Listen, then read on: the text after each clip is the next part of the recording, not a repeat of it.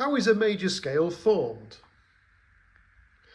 A major scale is built on a series of tones and semitones.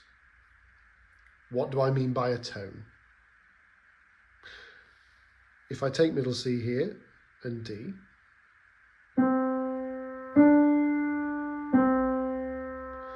the distance between those two notes is called a tone. Can you hear actually how wide that interval is?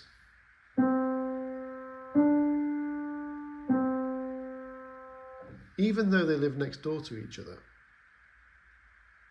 We also have a semitone, or half a tone. So if I take my middle C and go to C sharp, can you hear how close that interval is? It's much closer than the tone. The most famous semitone of all in music could be argued.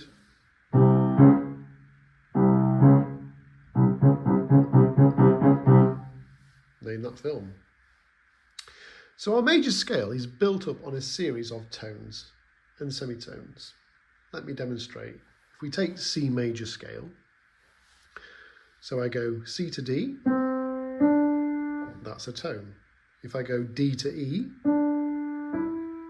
that's also a tone. If I go E to F, that's a semitone. F to G is a tone, G to A is a tone, A to B is a tone, and then B to C is a semitone.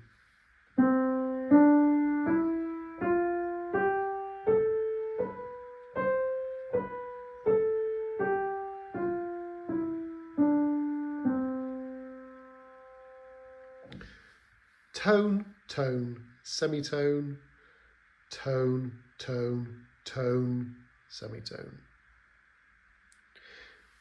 If I decide to start on G and create a G major scale, let's see if that pattern works. Well, here's G, here's middle C, here's G. Tone, tone, semitone, tone, tone, tone, and then semitone.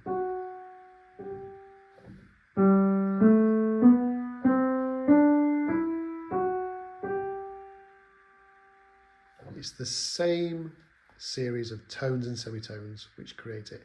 And we have to use the F sharp. If we don't use the F sharp, we're only providing another tone. Tone, tone, semitone, tone, tone, semitone, tone. Doesn't sound right, does it?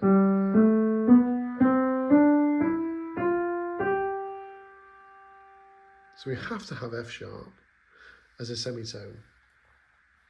It's the same with F major. Let's look at F major, look. Tone, tone, A to B flat semitone, B flat to C, tone, C to D, tone, D to E, tone, and then E to F sharp.